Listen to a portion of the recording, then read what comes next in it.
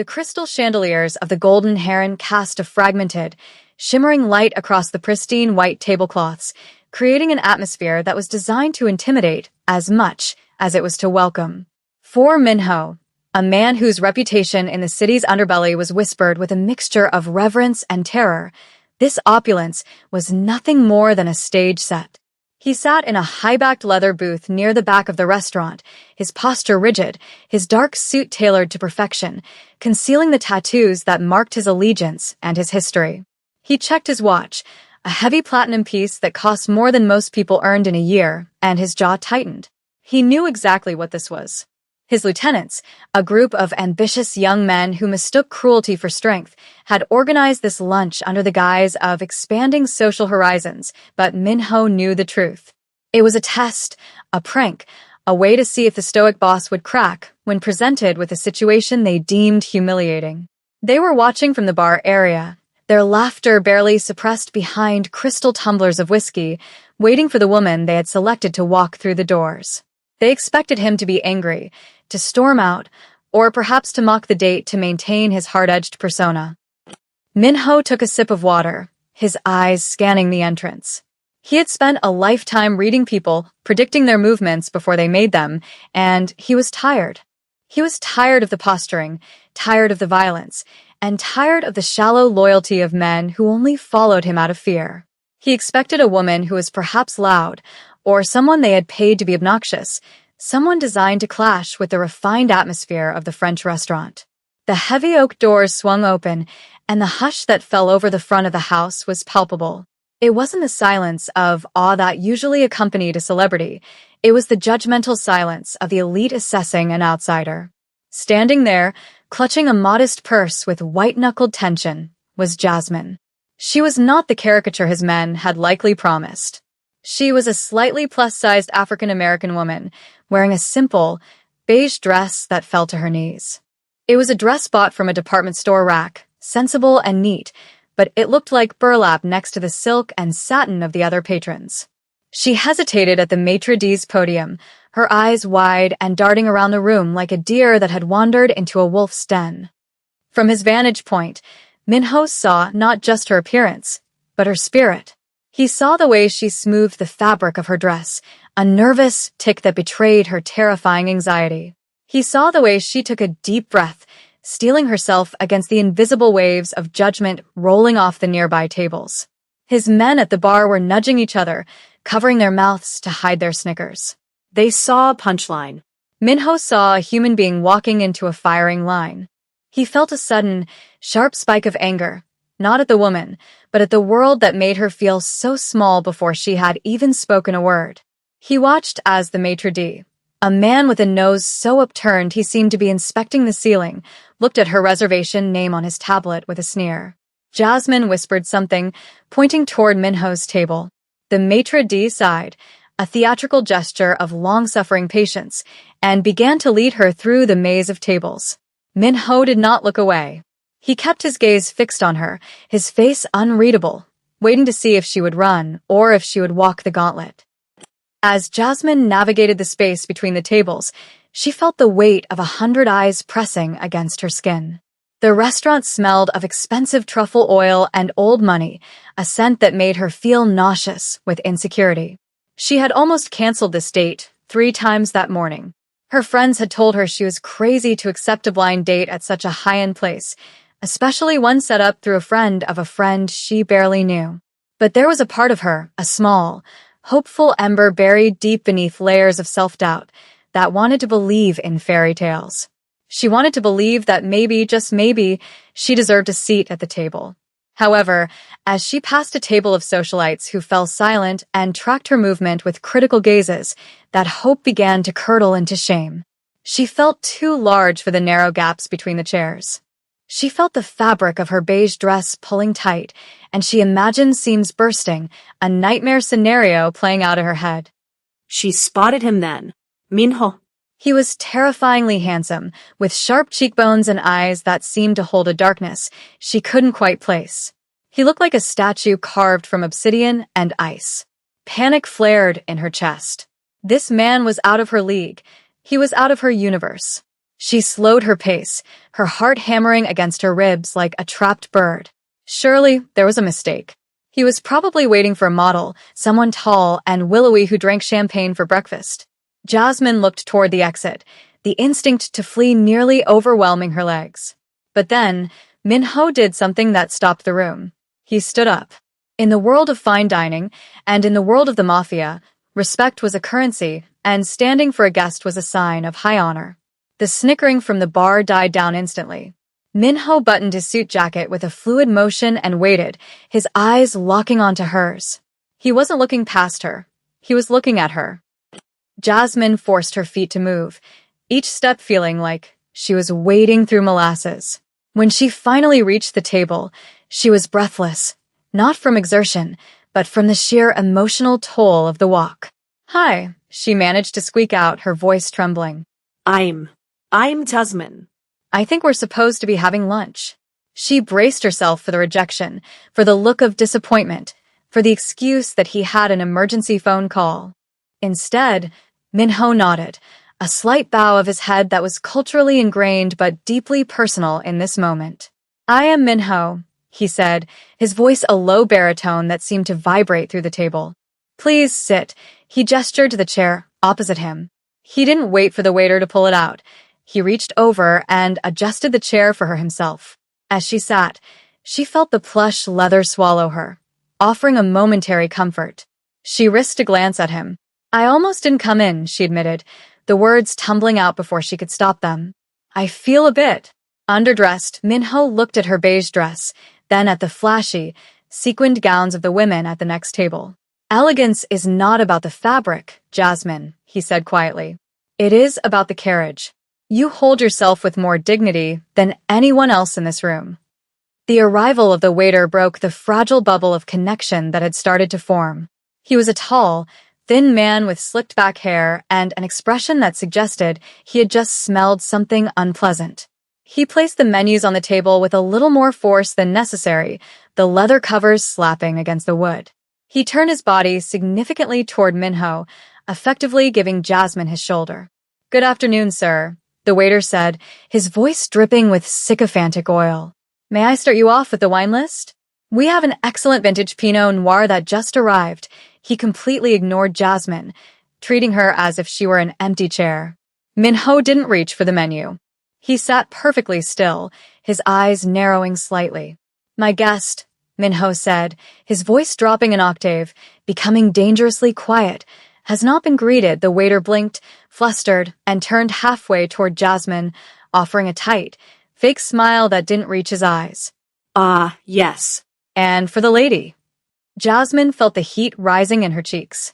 She picked up the menu, trying to hide behind it. The prices were astronomical. A simple appetizer cost more than her weekly grocery budget. She scanned the list, her eyes blurring. I'll just have the garden salad, please," she whispered, trying to make herself as small and inexpensive as possible. The waiter let out a short, sharp breath, a scoff disguised as a cough. "A sensible choice," the waiter said, his tone dripping with condescension. "Perhaps with the dressing on the side? To keep it light." The implication hung in the air, heavy and toxic. He was mocking her weight, openly and cruelly, under the guise of service. Jasmine's grip on the menu tightened, her knuckles turning ashen. She wanted to disappear. She wanted the floor to open up and swallow her whole. She looked down at her lap, blinking back the tears that were threatening to spill. "No," Min-ho said. The word cracked like a whip. The waiter froze. Min-ho slowly closed his menu and placed it on the table. "She will not have the salad. And she will not have the dressing on the side." He leaned forward, his dark eyes boring into the waiter's soul. "We will have the chef's tasting menu. The full 7 courses. With the wine pairing," the waiter stammered. "Sir, that is a very substantial amount of food." Min-ho's hand moved on the table, a subtle twitch that his enemies knew meant violence was imminent, though here it was restrained civility. "Are you implying my guest cannot enjoy a meal? Or are you implying that your kitchen is incapable of serving us?" The waiter went pale. "No, sir. Of course not, sir." Min-ho held the waiter's gaze, his silence far more terrifying than any shout. "Bring the wine list."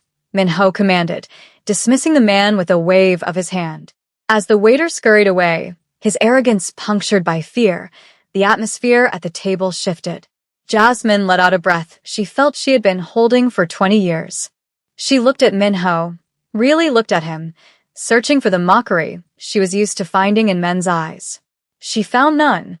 Instead, she found a strange, mirrored weariness. "You didn't have to do that," she said softly, her hands unclenching from the napkin. "I'm used to it. People like him. They just see what they want to see." Minho reached for his water glass, the crystal catching the ambient light. "That is exactly why I had to do it," he replied. "Disrespect flourishes in the dark. When you shine a light on it, it withers." He paused, looking at the scars on his knuckles, remnants of a life she couldn't possibly imagine. "Besides," he added, his voice softening, "I suspect you have fought enough battles alone. Tonight, you do not have to." The arrival of the first course brought with it a sensory shift that seemed to insulate them from the rest of the restaurant. The plates were works of art, delicate arrangements of scallop and foam that looked too beautiful to destroy with a fork. Jasmine hesitated, her insecurity flaring again as she looked at the array of silverware flanking her plate. She felt the familiar prickle of panic, the fear of using the wrong fork and confirming everyone's bias that she didn't belong. Minho, sensing her hesitation without looking up, picked up the outermost fork. He didn't make a show of it. He simply began to eat, signaling the correct path without a word of instruction. Jasmine followed his lead, the first bite melting on her tongue, a burst of flavor that was startlingly intense. As the meal progressed, the tension in her shoulders began to dissolve. They spoke, tentatively at first, about safe subjects: the weather, the city, the food. But the artificiality of small talk quickly eroded under the weight of the genuine curiosity they felt for one another. Jasmine found herself talking about her job as a pediatric nurse, about the children who didn't care what she looked like, only that her hands were gentle and her voice was kind. She spoke of the exhaustion of caring, of the emotional toll of holding space for others' pain while often having no one to hold hers. Minho listened with an intensity that was disarming. He was a man who was used to people talking at him, pleading, bargaining, lying, but rarely did anyone talk to him with such unvarnished honesty. He found himself sharing fragments of his own truth, carefully edited but emotionally resonant. He spoke of the burden of expectation, of being born into a life where weakness was a death sentence. "I am surrounded by people," Minho said, tracing the rim of his wine glass, "yet I have never felt more isolated than when I am in a room full of my friends." He glanced toward the bar, where his lieutenants were still watching, though their laughter had died down, replaced by confused whispering. They couldn't understand why their boss was engaging so deeply with the woman they had meant to be a punchline. "We are both judged for our exteriors," Minho continued, his eyes returning to Jasmine. "They see you and assume you are weak or undisciplined. They see me and assume I am a monster or a king. Neither of them bothers to check if there is a person breathing underneath." Jasmine felt a lump form in her throat. It was the first time a man had ever equated his struggle with hers, validating her pain rather than dismissing it. "It's heavy armor to wear," she whispered. "It gets so heavy," Minho nodded slowly. Yes. "But tonight, perhaps we can set it down." The spell of the evening was fragile, held together by the thin thread of their growing connection, and it was about to be shattered. From the bar area, Dae-young, the ringleader of the prank and Minho's second-in-command, watched with growing irritation. The joke was supposed to be over by now. Minho was supposed to have made an excuse and left, or, at the very least, he should be sitting there in stony silence, enduring the humiliation. Instead, he looked engaged. He looked Human.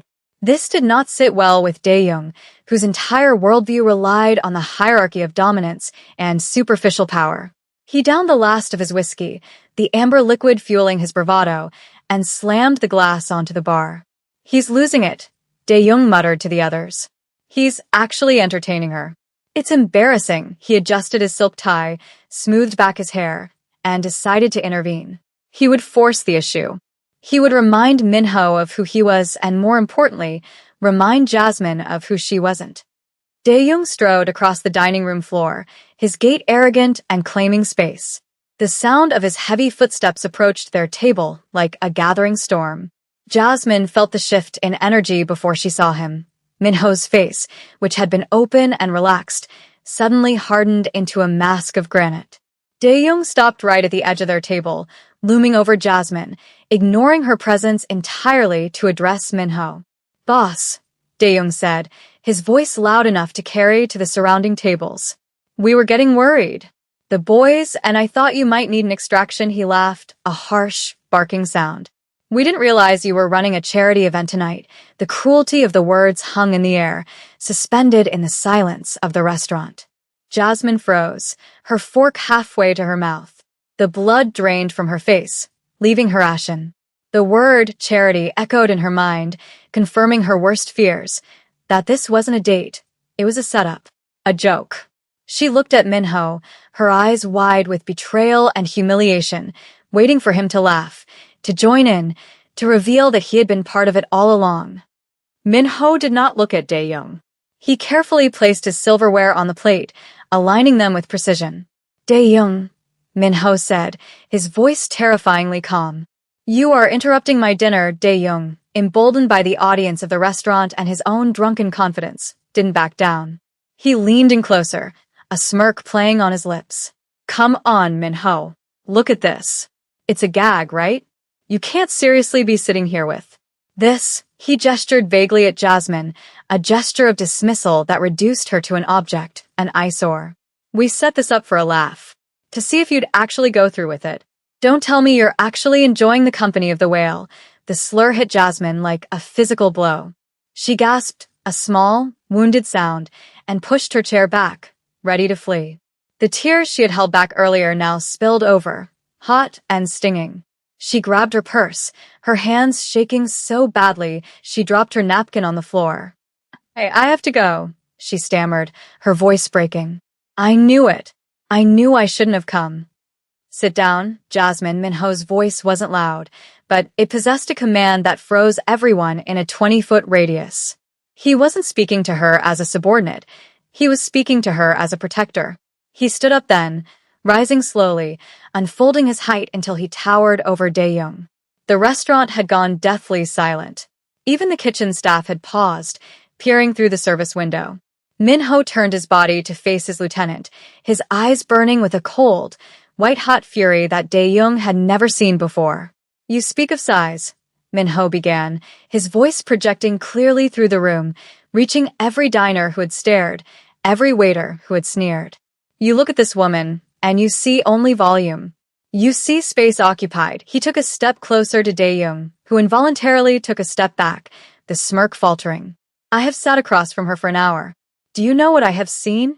Minho gestured to Jasmine, who was frozen in her chair, tears streaming down her face.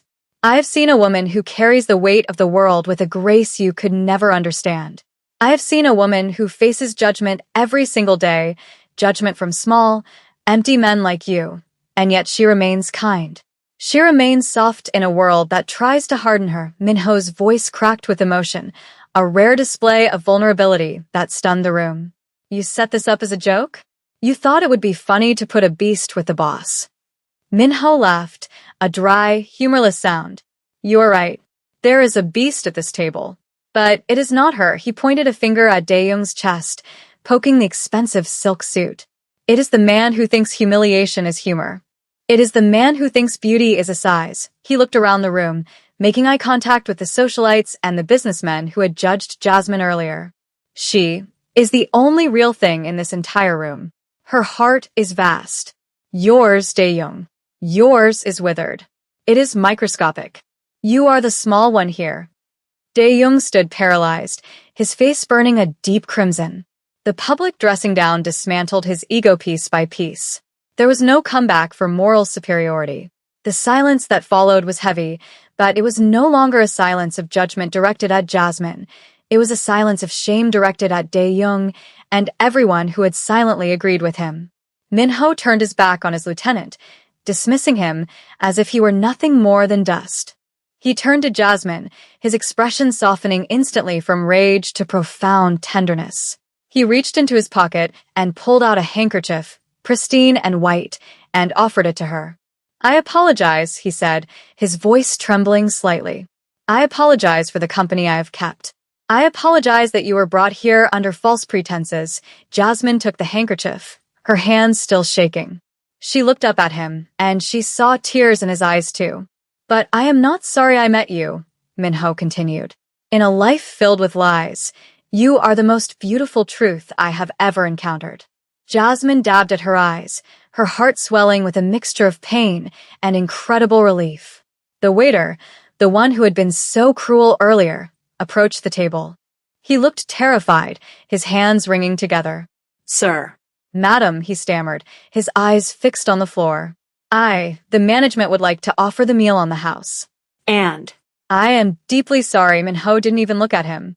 We do not need your charity, Minho said, throwing a stack of bills onto the table, far more than the meal cost. We are leaving, he extended his hand to Jasmine. Shall we? It wasn't a command. It was an invitation. Jasmine looked at his hand, the scarred knuckles, the strong fingers. She looked at the door, and then at the people watching them. She realized she didn't care about their judgment anymore. For the first time in her life, the staring eyes didn't feel like spotlights of shame. They felt like an audience witnessing her vindication. She reached out and placed her hand in his. His grip was firm, warm, and incredibly grounding. It was an anchor in the storm. As she stood up, she didn't smooth her dress. She didn't hunch her shoulders. She stood at her full height, lifting her chin. Together, they walked through the restaurant, navigating the maze of tables not as intruders, but as royalty leaving a court that was unworthy of them. The silence stretched out, unbroken by even the clink of silverware. The socialites who had whispered, the businessmen who had sneered, they all looked down at their plates, unable to meet the gaze of the couple passing by. Dae-young was still standing by the table, diminished and small, a man who had tried to wield humiliation as a weapon and found himself cut by the blade of his own cruelty. They passed him without a glance, leaving him in the wreckage of his failed prank. When the heavy oak doors swung shut behind them, cutting off the scent of truffle oil and the stifling atmosphere of the Golden Heron, the cool evening air hit their faces like a benediction. The street outside was bathed in the amber glow of city streetlights, the noise of traffic a welcome, chaotic hum after the suffocating quiet of the restaurant. They walked a few paces away from the entrance before stopping. The valet stepped forward, holding the keys to Minho's sleek black sedan, but Minho shook his head. Not yet, he said softly. He turned to Jasmine, his demeanor shifting from the fierce protector back to the man who was simply trying to figure out his own heart. The adrenaline that had sustained them inside began to ebb, replaced by a raw, vibrating intimacy. Jasmine looked up at him, the streetlights reflecting in her eyes, which were still shimmering with unshed tears. You really meant what you said? She asked, her voice barely a whisper. About seeing me? It was the question of a woman who had been conditioned to believe she was invisible, or worse, an eyesore. Minho reached out, his fingers brushing a stray lock of hair from her forehead with a tenderness that defied his violent reputation. I have never meant anything more, he replied. In my world, Jasmine, everyone wears a mask. They pretend to be brave, they pretend to be loyal. Tonight, you are the only one who is brave enough to be yourself. That is a kind of beauty that makes everything else look cheap. I'm usually the punchline, Jasmine admitted, leaning against the stone railing that lined the sidewalk, looking out at the passing cars. I've spent my whole life trying to shrink, trying to take up less space so people wouldn't be offended by my existence. But tonight, when you stood up, she choked back a sob, a happy one this time. I felt like I was worth defending. Minho moved to stand beside her, looking out at the city skyline. You are worth defending, he said firmly. And you should never shrink. You should expand. You should fill every room you enter, because the world needs more of what you have. He looked at his hands, the scarred knuckles that had delivered so much pain in the past. I have spent my life taking up space through fear. I make people small so I can feel big. Tonight, for the first time, I wanted to be big for the right reason. To protect something precious, he turned to her, a small, crooked smile touching his lips. And I am still hungry. That foam and scallop. It was not enough. Jasmine laughed, a genuine, bell-like sound that seemed to cleanse the air between them. I'm starving, she confessed. I was too nervous to eat all day. Minho offered his arm, a gentlemanly gesture that felt entirely natural now. I know a place, he said. It is not 5 stars. There are no chandeliers. But the grandmother who runs it makes a kimchi stew that will heal your soul. Jasmine took his arm, feeling the solid muscle beneath the expensive suit fabric. That sounds perfect, she said. They began to walk down the city street, away from the district of high-end pretension and toward the vibrant, beating heart of the city. As they walked, the distance between them closed. They weren't just a mafia boss and a nurse anymore. They were two souls who had found a strange, unexpected refuge in each other. Minho asked her about her work, about the kids she helped, listening with a rapt attention that made Jasmine feel like the most interesting person in the world. In turn, she asked him about his tattoos, not with judgment, but with curiosity about the stories they told. They ended up at a small, open-air tent stall tucked into an alleyway, steam rising from large metal pots into the night air. The plastic stools were wobbly, and the lighting came from a single bare bulb, but to Jasmine, it felt like a palace. The old woman running the stall scolded Minho for being too thin and ladled out massive bowls of spicy, red stew, ignoring his suit and treating him like a wayward grandson. Jasmine watched him eat, stripped of the pretense, stripped of the need to be the terrifying boss. He was just a man enjoying a hot meal. She realized then that the beast the world saw was just a costume he wore for survival, much like the beige dress was hers. They sat there for hours, long after the bowls were empty, talking about everything and nothing. Jasmine told him about her dream of opening a clinic for underprivileged kids. Minho told her about his secret love for classical music, a passion he hid from his men because it wasn't tough. As the night deepened and the city noises quieted, a comfortable silence settled over them. It wasn't the awkward silence of the blind date's beginning, nor the tense silence of the confrontation. It was the companionable silence of two people who no longer needed to hide. Minho looked at Jasmine, the harsh fluorescent light of the stall softening her features. He realized that the prank his men had pulled, the cruel joke intended to mock him, had backfired in the most magnificent way. They had tried to anchor him with a weight, but instead, they had given him a balloon. They had given him a way out of the darkness he had been drowning in. They thought they were punishing me, Minho said quietly, breaking the silence. They thought that by sitting me next to you, they would lower my status. He reached across the small, sticky table and took her hand again. They didn't realize they were giving me a gift. They were giving me the chance to see what real strength looks like. Jasmine squeezed his hand back. And they thought they were humiliating me, she whispered. They thought I would run away and cry. But instead, I found someone who sees me. She looked into his dark eyes, seeing the vulnerability he kept hidden from the world. I think, she said slowly, that maybe we saved each other tonight. Minho nodded, his expression solemn. I think you are right. He stood up, dropping a generous amount of cash on the table for the old woman, who bowed profusely. Come, he said. Let me take you home. Properly this time. No running. They walked back toward the main street, the city asleep around them. The night had started with cruelty and judgment, fueled by the superficial standards of a society obsessed with appearances. It had been designed to break a woman for her size and a man for his pride. But as they walked side by side, their shadows merging into one under the streetlights, it was clear that the night had ended in victory. They had found something rare in the wreckage of that dinner. They had found the truth that beauty isn't found in the cut of a dress or the number on a scale, nor is strength found in the fear you inspire in others. True beauty is the courage to be vulnerable, and true strength is the willingness to stand up for dignity, even when the whole room is laughing. As Minho opened the car door for Jasmine, he didn't care about what his lieutenants would say the next morning. He didn't care about the whispers in the underworld. He knew that he had found something real, something solid, in a world of smoke and mirrors. And as Jasmine slid into the seat, she didn't worry about whether she fit. She knew, with a certainty that settled deep in her bones, that she belonged exactly where she was. The blind date was over, but their story, a story of unexpected kindness and the redemption of two lonely hearts, was just beginning.